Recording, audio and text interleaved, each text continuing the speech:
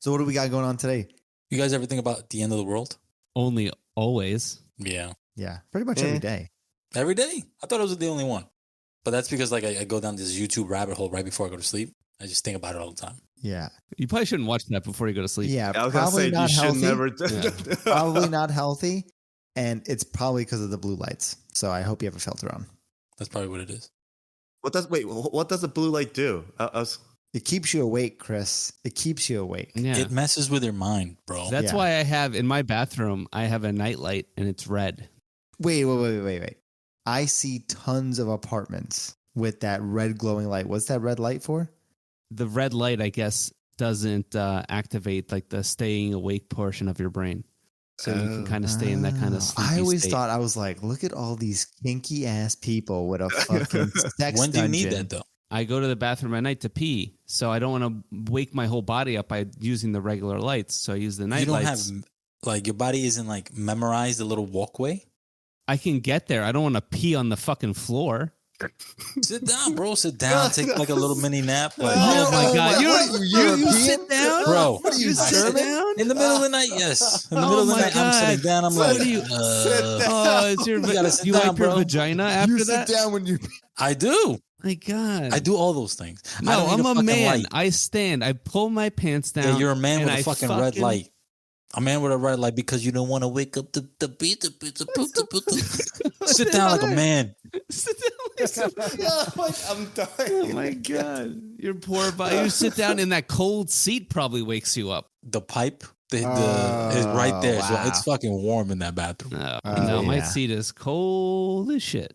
So you're probably going to have to cut all this. But today's episode, Doomsday Clock. Welcome To the I'm not dumb, but... podcast where we won't claim to have the answers to life's deepest questions. But we'll give you an exciting journey Into the realms of knowledge you never knew you needed. Might be mainstream. But not common knowledge. From artificial intelligence to conspiracy theories, no topic is too taboo for us to explore. Let's get curious together. On this episode of the I'm Not Dumb But podcast, we explore the ominous countdown of the Doomsday Clock. What does it signify? And what happens when the clock strikes midnight? We dive into the meaning of the Doomsday Clock. I'm not dumb, but what exactly does 90 seconds to midnight mean? I'm your host, Caesar, joined by Chris, Yep. Rob, Hello. and Victor. What up? What's up, fellas? How y'all doing? I'm a little nervous, but You should be. You all should be. So what'd you say? We're going 6 to midnight? So, have you guys heard of the Doomsday Clock? I have. Yes. Don't Kind they of, have that? yeah. Is that what's going on in Union Square? Isn't that the Doomsday Clock? I don't think so. I don't think it's a physical clock. I thought it was a metaphysical clock. Before we start, How long does humanity have left? the people who changed the Doomsday Clock, they changed it to 90 seconds to midnight, which, by the way, sounds like a movie that Netflix algorithm got. Every action starts to play in it. And I would definitely watch it. Was that a joke? It was good. I wanted you to like. Yeah, I mean, it was good. It was a good. I mean, yeah, it was a it's good all right. start. I was It was like, a good oh, start. I had okay. nothing in there. I was Yeah. thinking, I was what waiting. 90s actor I could throw in there. I was waiting. Whatever. And it couldn't even give me The Rock. You said every action star, so I figured I it's like an know, I figured they're expendable. all No, there I was now. gonna. I know. I actually was good. when You I was wanted to writing do it. No, it's okay. That's all right. Maybe next time. So the Doomsday Clock is a design that warns the public about how close we are to destroying our world with dangerous technologies of our own making. Like Victor said, it's actually not a clock. The Doomsday Clock is a symbolic timepiece showing how close the world is to ending. Well, I feel like I'm being duped because I thought it was like a countdown clock. Yeah. Now me I too. really don't care. Well, then that's all for today. See you on the next one.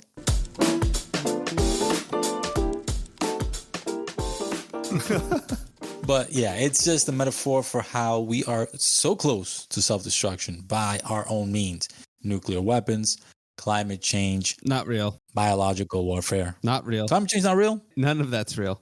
and nuclear weapons are not real either. Nope, not real. It's all fake news. We never found them. I don't get it. That's a 2003 invasion I of brought that Iraq one joke. back. I brought that one back. Oh, too soon, man. Too soon. I'm just trying to give jokes to our demographic. Fool me once, shame on you. If fool me, we can't get fooled again. So yeah, but before we talk about like who created it, we got to talk about the bulletin. So in 1945, a group of scientists from the University of Chicago, they decided to create the Bulletin of the Atomic Scientists. And it was formed to teach scientists and policymakers and the public about the dangers of the atomic weapons after the bombing of Nagasaki and Hiroshima. And you might be asking yourself, who were these benevolent individuals that were part of this group? I've seen Oppenheimer, so I think I know who. You know who? Okay, so don't ruin it for the rest.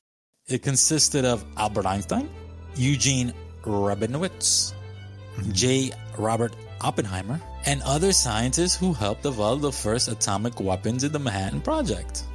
So that's right, those same scientists who just laid waste in Japan were like, oh shit, this stuff is really dangerous and we should probably go warn people. They created a group, the Bulletin of Atomic Scientists. You know, to be fair, some of these scientists didn't really know what they were building.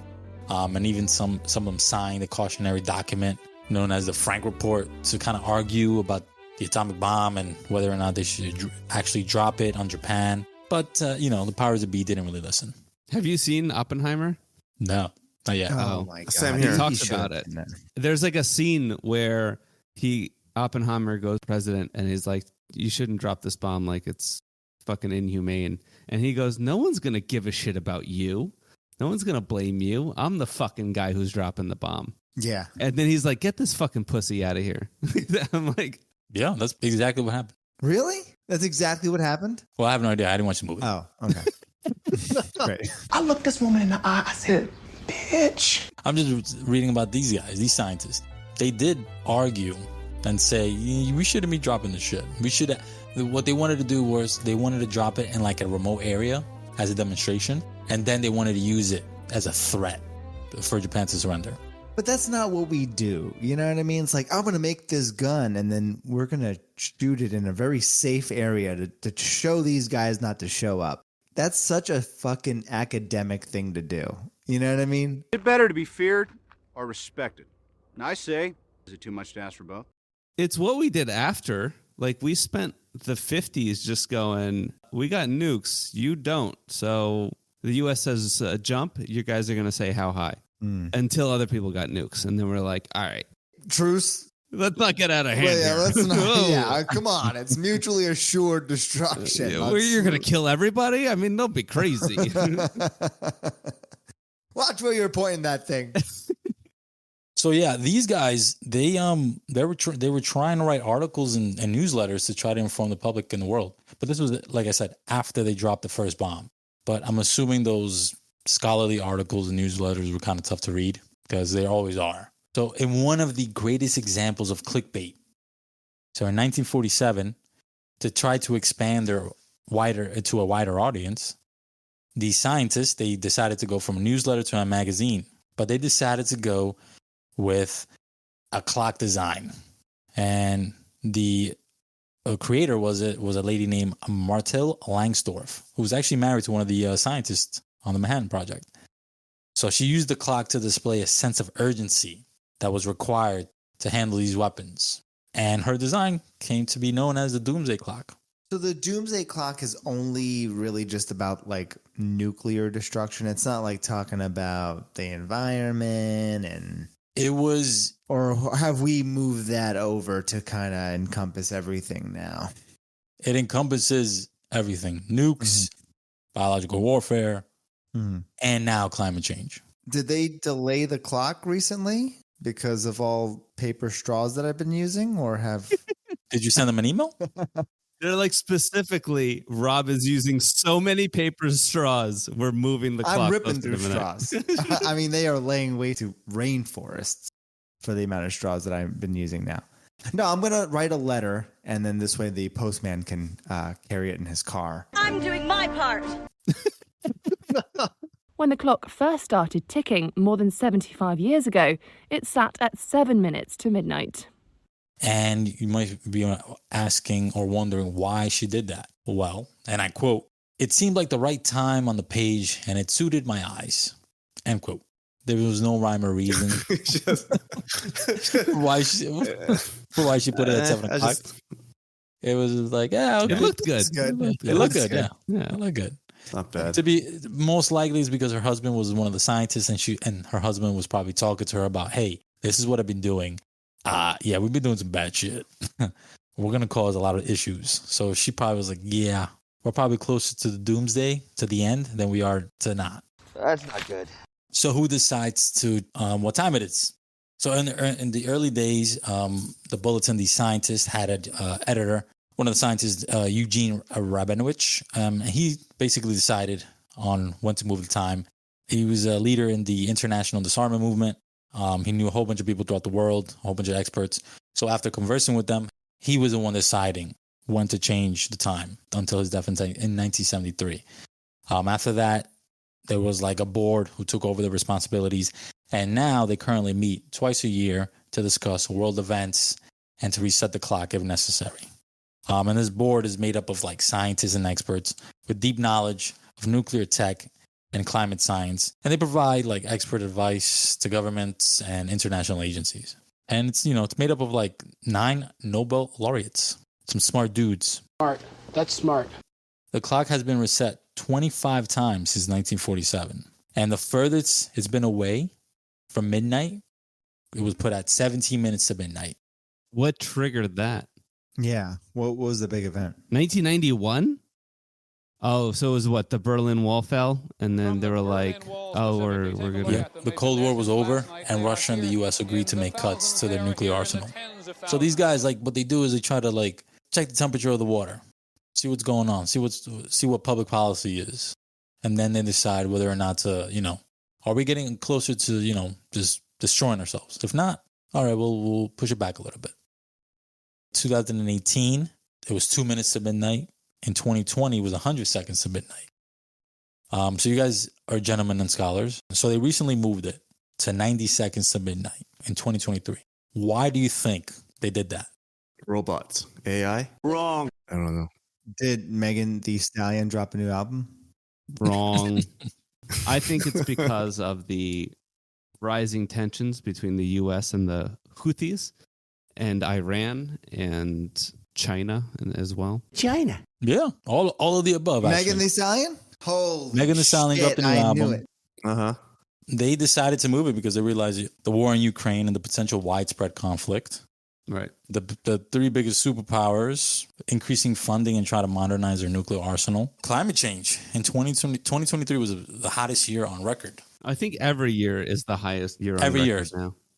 The wildfires from Canada. You mean the vaccine fires from Canada? Is that what it was? The war in Gaza and the potential for escalation within the Middle East. And what Chris mentioned, the emergence of AI and its potential threats. And we talked about it in a couple of podcasts ago, You know what I always find strange? With all these tensions between countries and increasing arms, increasing conflicts, all I'm trying to do is save up enough money to maybe buy a new car, maybe buy a house one day. Dude, like, I don't want conflict with anybody. I just want to afford a house in my lifetime.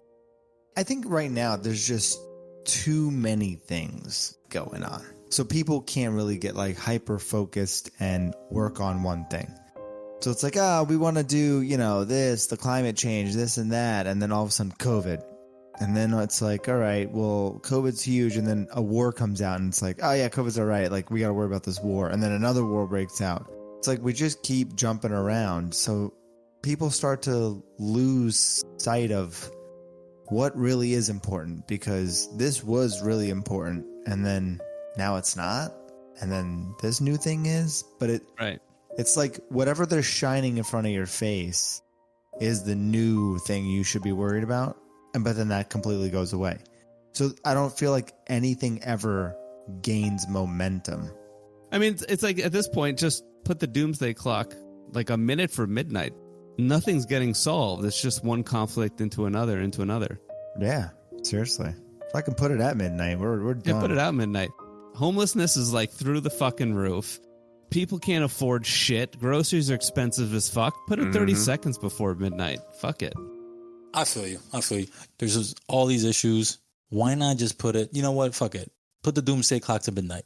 Now, is it just for us, the U.S., or like is everyone looking at this like clock? a worldwide thing? This is a worldwide thing. This is an international thing. Oh, okay. Because remember, worldwide? Yeah, worldwide, Mr. Real 5. It's because remember, they're looking at socio-political, all economics. They're looking at the whole world, not just the U.S. What exactly happens when the Doomsday Clock strikes midnight? This is what they project. First, Taylor Swift drops another album with 15 songs about her recent breakup.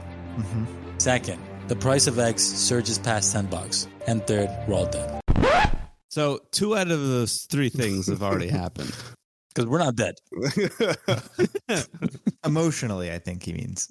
And Taylor Swift is happy now, so she hasn't dropped an album. She just dropped an album like a year That's ago. what I'm saying. though. It's coming. She's going to wait till after the Super Bowl, though. She's smart. drops. She knows how to do it. Yeah. She's going to wait till after the Super Bowl. Everyone's going to be hype. Dumped his ass. Or it's still reverse. He dumps her. She writes an album. Hate you. I hate all men. Yeah, I hate you, whatever. That's the start of Doomsday. To be honest, I would be nothing but honored if I impacted someone's life so much that they wrote a fucking album about me. My ego would just be boosted. I'll be even honored. higher. Yeah. You kidding me? I had that much impact on you that you wrote a fucking album about me? Shit. Most exes don't even fucking think about me anymore. Let alone fucking There's songs. would write bangers. You're dating the wrong chicks. I'm dating the wrong chicks. Yeah. You sure know how to pick them. So if the clock does strike midnight, eventually what happens is a series of unfortunate events, miscommunications, leads to like a rapid, uncontrolled nuclear arms race. And then nations begin stockpiling and deploying their nuclear arsenals, leaving us on the edge of collapse, which still doesn't sound as bad as having COVID 3 times. Trust me. I think I'm getting the black lung, Bob. Remember, this clock is just a metaphor. It's a call to action. They stress that things must change. It's not an actual timeline for our future. But the CEO of the Bulletin, Rachel Branson, was like, listen, if the clock does hit midnight, that probably means that there's some sort of nuclear exchange or catastrophic climate change that ended up wiping out humanity. Oh, is that all? What are your thoughts on living in a post-apocalyptic world? Because personally, I want to be in the group that gets taken out. I don't want to be a survivor. Every movie has taught me I don't want to. Yep. I need my amenities. I need my common laws, and I don't want everybody trying to kill me. What kind of apocalyptic event are you thinking about, though? Because All of them. All of them? Zombies, anything like, let's say, like an asteroid, like any of these scenarios, they always end up the same. I think it's good because you Good want cleansing, a good earth cleansing. No, listen, the guy, like I'm staying alive, right? I'll be there. I'm gonna stay for the post-apocalyptic. You're gonna be on the other side. That's because people like me are willing to stay. You guys want to hang back, get taken out by the first round. That's good, but we're pushing these genes forward. We want the people who are going in there shooting guns. Let's try it again. You live on Manhattan. You ain't fucking surviving shit. Nope. Nah, you don't. You're one of the first to fucking go. Probably. Zombie apocalypse. You're gonna be surrounded by how many zombies? Fucking billions. Yeah, I mean it. Independence when you put Day, it like that. They go right for the Empire State Building. That's When you alien put it like attacking that, rules 101. Welcome to Earth. It doesn't sound good, but you got to remember that there's a lot of nuclear shelters in New York. If I can make it to one of those, second round, check out the situation. I think there's a shot. Bro, those were built for nuclear bombs, not hydrogen bombs that are like 1,000 times more powerful.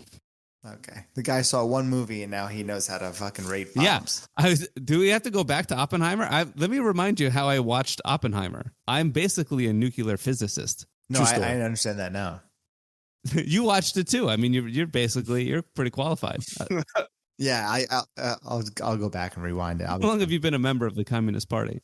Why don't you answer it? Because I don't like your phrase. It's gonna suck. The amenities are gonna suck. I'm used to Bro, having take me a lot out, man. of I don't- running water.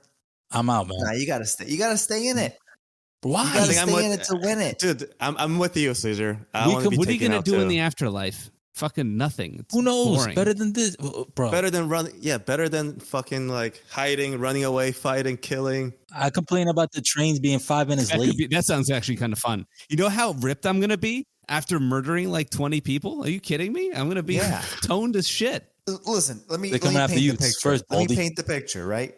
Nice orange glow. So you're always gonna have that like summertime skin, right?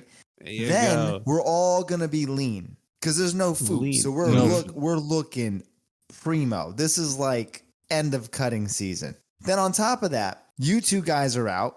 Me and Victor stay, run the podcast again now. You're gonna get so many more listeners. There's less competition out there. There you go. This is a second chance for And we us. hit radio. We just fucking broadcast across the world. So instead of that, you're gonna hijack the emergency channel by using the broadcast. Who cares about emergencies? It already happened. Emergency's Everyone over. wants to hear. Everyone's over this shit. They're gonna want to hear all our shit now. Yeah, they want to laugh. You know, it's the end of the world. Let's laugh. I'm not dumb, but how do I survive? Yeah. How do I survive this? How do I start a fire? We have I don't even know how to do that. I'm not even that like outdoorsy. You're gonna have to get outdoors. Well, you Yeah. gotta go. Listen, go to Barnes and Noble, pick yourself up a book. Butterfly in the sky. Come on! You know what's worse though? Being one of those people that are trapped in those fucking in a bunker in someone's backyard. Like you're just gonna sit in the bunker and go stir crazy and just put a fucking gun in your mouth after fucking 3 months. Oh, we're gonna find those bunkers full of food. Yeah. That's part of the game. well, That's part of the actually, game. did you guys see that Mark Zuckerberg is building his own little compound in Of course, Hawaii? this guy's ready. The guy is ready. He 250 million he's gonna spend on Jesus. it, with in the Wow. middle a giant bunker. wow. That bunker and What, that what bunker, are the taxes? you know what? I think Hawaii started giving tax breaks for if you build like compounds that like are kind of bunker proof or something like that. So he's getting tax write-offs. In the apocalypse, there is no class. There's no rich. There's no poor. There's the takers, and then there's the dyers. They lived only to face a new nightmare, the war against the machines. I've seen videos of bunkers that are so they're building them on the ground, right? And the one I saw was like 17 levels. The bottom level is a gym. They had a pool. Some of these rooms in the bunkers look better than my apartment now. Wow. You know what the problem with bunkers are? HOA fees? Probably. You know what else? You know what the other problem with bunkers are? They need air. Where do you think they're getting that air? From the top. They got filtration systems. You can cut off their oxygen completely, and then they If a just compound is suffocate that in big, you're not gonna cut it off. there. Oh, I'll find every What do you- fucking. The Zuckerberg compound is going to be my compound after I'm done with it. So no weaknesses at all, huh? No. No. You hesitated there. Is there something I should know? Listen, according to the building plans, the door and the underground shelter will be constructed out of metal and filled with concrete. It will be self-sufficient with a water tank that's 55 feet in diameter and 18 feet tall. You're going to go in there? You're really going to Yeah. go? Yeah. Bro, Rick Ross has a bunker too. Huh. These rich people are getting ready, bro. He's flying over to the Pacific to be specific. These rich people are getting ready. That's kind of why I want to learn how to sail, to be honest. Get me a big ass sailboat, a couple of people I trust. Live on the water. Live on the water. You got fish. You got to figure out the water thing. Maybe like a filtration system. You can desalinate, and then we're good to go. Fucking Kevin Costner. Fucking water world, bro. Fucking Waterworld. Take me out. I'm good. Maybe Chris will stay on land. Only reason I'm saying this because a few years ago I went to it was like a laser tag but with the zombies. Right. They're coming at you from like left and right, top, from the bottom, and they actually run at you and whatnot. I got destroyed. I thought I was able to take them, but I was like fucking destroyed. After that experience, I'm like, just take me out. I don't even What's want your to. KDR? Yeah, what was your KDR? It's got to be above 1. Entire thing was like 30 minutes like long, I think it was. I probably had less than 10 kills. Noob. Where That's was weak. this? But everybody had it was Four-time like, USA. but everybody had like 50, 80, you know. Because, dude, I'm telling you, and when that we all have to go, and you guys have to experience how this fucking thing is like when they're coming at you. You have, unless I don't know, but that's specifically a zombie apocalypse. When you explain it like that, like Chris, I think you probably should go. But like, I mean, what are the chances of a zombie apocalypse? Like 50%? What about a nuclear apocalypse? No, I can't outrun someone that. drop the nukes, and you guys are the survivors. I'm out. Take me out. I'm good. Okay. It's been fun. It's been real. I don't think I'll survive long, but I'm gonna try. I'll give it a shot. Survive. So speaking of nukes, right? So I got curious. Like I'm learning about the clock. How close are we really to destroying ourselves with the nukes, right? So presently, there are 9 countries that possess nuclear weapons. We got Russia, the U.S., China, France, the United Kingdom, Pakistan, India, Israel, and North Korea. Can you guys guess the total number of nuclear warheads between all these countries? I'm going to give you guys some guesses. A, 70,000. B, 35,000. C, 16,000. Or D, 13,000. The total number of nuclear warheads between all these countries. I'm gonna say B. I'd say 13,000. 13? I'll go with 35,000? I'll go with 70,000. 70,000? Final answer? Final answer. Yeah, man. It's about 13,000 nukes between all these countries. 13,000 nukes. I mean, it's hard to make. There's a lot that goes into that, so I would think 35,000. And how many do we have? Russia and the U.S. account for 90% of all the nuclear weapons. Nice. Represent. Nice. Russia has Well about done. 6,000 and the U.S. is about 5.5. And I'm rounding it up. I mean, ours are probably better quality. It's made in America. So now I kind of want to talk about these events that the U.S. government refers to as broken arrows. And the broken arrows are events that involve nuclear weapons that result in, let's say, accidental launching, firing, detonating, theft, or loss of a nuclear Wasn't weapon. that a movie? You didn't see the movie? Which one? Broken Arrow. It was a great movie. No, I've never seen that movie. Wait, there's a Who's in it? Christian Slater and John Travolta. I think John Yeah. Travolta's the bad guy. Yeah. Deke, you the man. I'm the man. So what was it? It's they lose a nuke, and John Travolta's trying to steal it, and Christian Slater has to stop him. Would you mind not shooting at the thermonuclear weapons? Yeah, Christian Slater, wasn't he like a pilot in that movie or something like that? Yeah, like the bomber crashes in the desert or some shit. Yeah, yeah. And then it was really like a ploy for John Travolta to steal it. How many times do I have to say it? Please don't shoot the nuclear weapons. That's kind of crazy, though, because there's been 32 recorded type of these events where they Really? lost a nuke. Yeah. And that's Hey, like listen, on We fucking record. lost a nuke. clerical Ooh. errors. These things happen. Yeah, they happen. Yeah. Yeah. What do they call They it? happen. Spillage? You're going to lose a couple. One of these events, right, was in 1966. A U.S. bomber was trying to refuel in the air, and it collided with a tanker over Palomares, Spain. España. And that bomber was carrying 4 hydrogen bombs. Each bomb, if detonated, was 75 times stronger than the bomb dropped in Hiroshima. Oof. And they all dropped. Luckily, none of the bombs fully detonated. One partially detonated and released a whole bunch of radioactive plutonium, leaving the area radioactive to this day. Wait, where was this? Yeah, what land? Where over was this? Spain? Over Spain. Oh my God. It was in 1966. Was it like a rural part of Spain? No.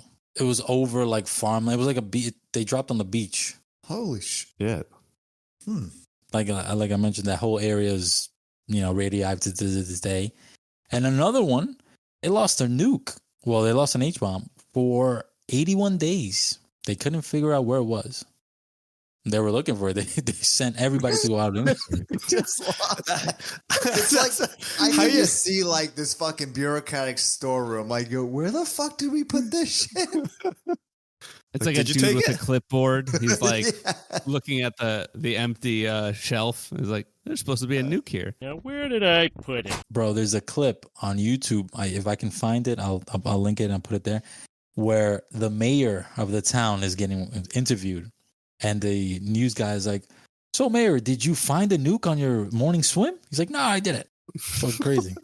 So yeah, they lost it for 81 days. They couldn't find it. They couldn't figure out where it was. Did they find it? Where was it? Yeah. It was located in the seabed. It was located in the, Oh, in the water. yeah.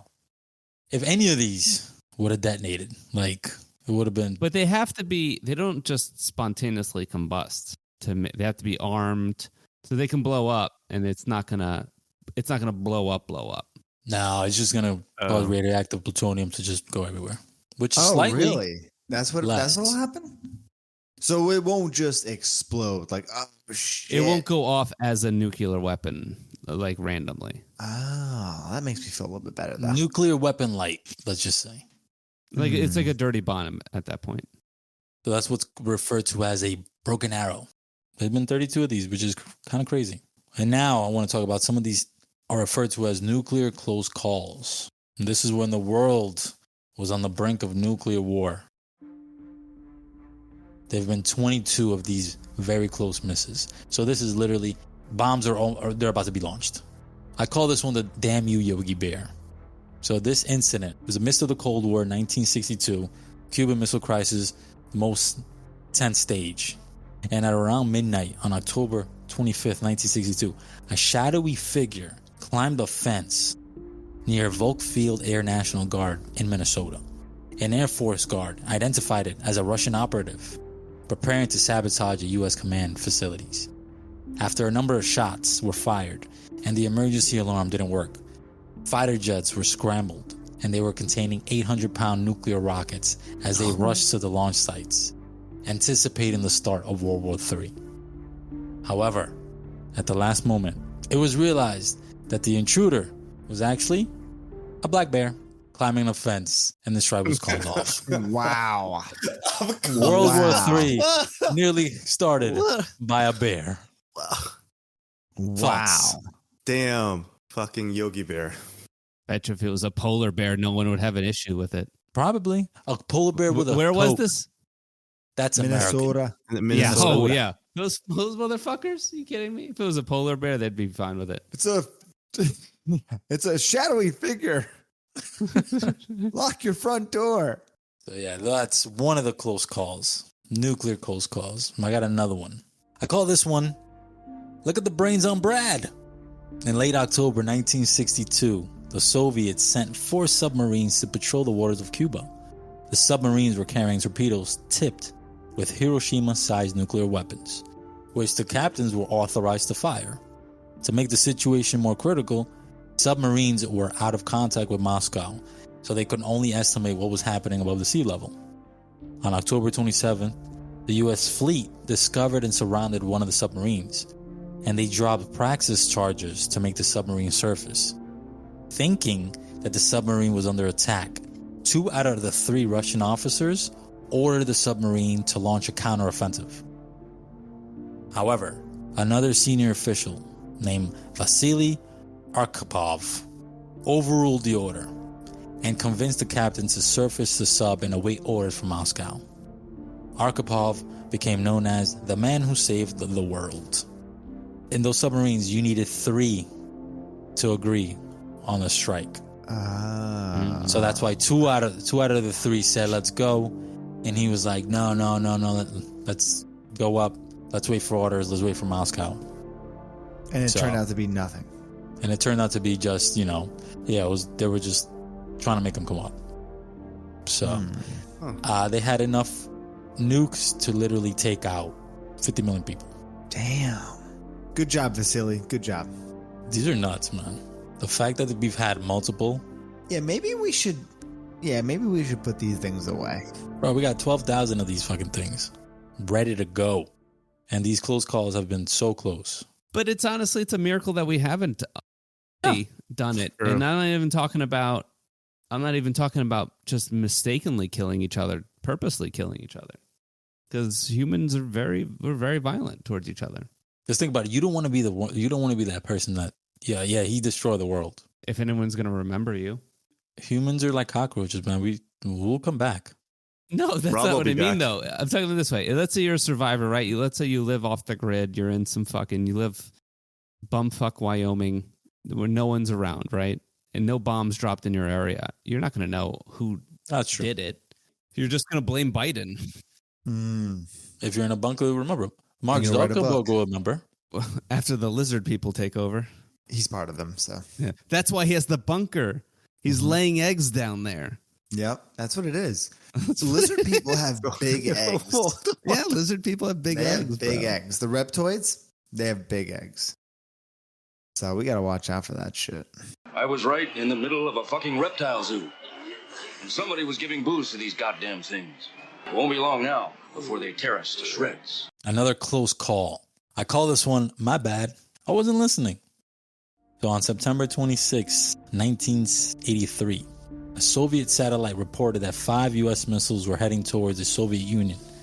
The Soviet Union preparing to launch a retaliated nuclear attack on the U.S. and its NATO allies that could have resulted in a nuclear war that would have killed half the population of both countries involved. The officer in charge, Stanislav Petrov, disobeyed Soviet military protocol and dismissed the warning because he had a feeling, this wasn't a U.S. attack. If they was going to attack, they would have used more than 5 rockets. Well, he was correct. The satellite had interpreted the sun's reflection off the clouds as a missile attack. It took a while for him to get the recognition for his efforts, but eventually he was recognized as having possibly saved more lives than anyone in human history. Damn. Wow. Also being described as the man who saved the world. So, Chris, what have you done today, man? Damn. So it's not all doom and gloom. The Doomsday Clock is a symbolic representation maintained by experts to warn the world about the proximity of global catastrophes. And humanity has the power to influence the clock's position through collective action. We mentioned earlier that there's 13,000 nukes. In the 1980s, we had almost 1,000. How many? 70,000. Oh, wow. So we've been reducing them quite a lot, from 70 to 13. I wonder where they're putting all that radioactive crap. In the mountain. Oh, yeah? There's like a place in the desert. They kind of just bury it. Yeah. I mean, that is how you start a fucking movie. We're just going to shove all this shit right here. And they go off it one is by how you one. start a movie. It's called Godzilla. They literally show that scene in Godzilla. Is that the one with P. Diddy? No, it's the one with Quicksilver. You didn't see that coming? I never saw that one. So, we have been reducing the nukes, and the Doomsday Clock serves as a reminder that we need to be proactive in approaching these global challenges. Despite the ominous symbolism, the Doomsday Clock is not a doomsday prophecy. It's a call to action. There is always an opportunity for positive change. It's 90 seconds to midnight now. That doesn't mean that it's going to stay like that forever. That doesn't mean it's going to get closer. Change it and make some positive steps to reduce it. We can do this together. Chris, what'd you learn? Well, the idea of it, or the metaphor, it is a pretty cool concept. But to me, it's like I don't think I ain't got no time for this. Like, I'm too busy with my life, You're too busy for the apocalypse? Mm-hmm. Yeah. Yeah, you don't have a life. All right, cool. Yeah, I don't have time for this shit. Keep drinking out of that plastic straw, you fucking turtle killer. So yeah, to me it is pretty cool, but otherwise it's just this interesting topic that I just read about and just forget about it. That's yeah. Good attitude. I feel you. Victor, what about you, man? I think it's a shame how we have to create a doomsday clock to try to bring awareness to major species-ending events, and still no one cares about it, like my fellow co-host here. But at that point, just put it 3 seconds to midnight, because no one wants. I wish people would kind of step up and try to fix the world's problems. But here we are. Rob, what about you, man? Yeah, I mean, the Doomsday Clock, I see what they're doing, but we've been here before, right? We made it through Y2K. We made it by the, Mayan calendar. I think we're going to make it past the Doomsday Clock. I get the metaphor. I get what they're trying to do. I didn't know that it was, I thought it was strictly, nuclear. They're trying to encompass everything in there because they're trying to get a lot more followers and people to focus their energy toward this. But yeah, people forget, and it's pretty interesting. Really good story. What really got me was how many of these broken arrows, these close call events that you never hear of, or they get swept under the rug, And it's like you're playing around with, Victor said, like species-ending events. And yeah, we lost one. Just another Tuesday for Chris. He's busy. He's got to get to Trader Joe's before they run out of fucking bread. Yeah, hummus is on sale. That's all he cares about. Yeah, Jesus Christ. If you enjoyed today's show, hit that follow button and spread the word of this amazing podcast you discovered. We want you to be an active part of our community. Whether you have questions, suggestions, or just want to share your thoughts on our topics, we want to hear from you. Find us on Twitter at I'm Not Dumb But and YouTube at I'm Not Dumb But Podcast. And until next time, stay curious. Deuces.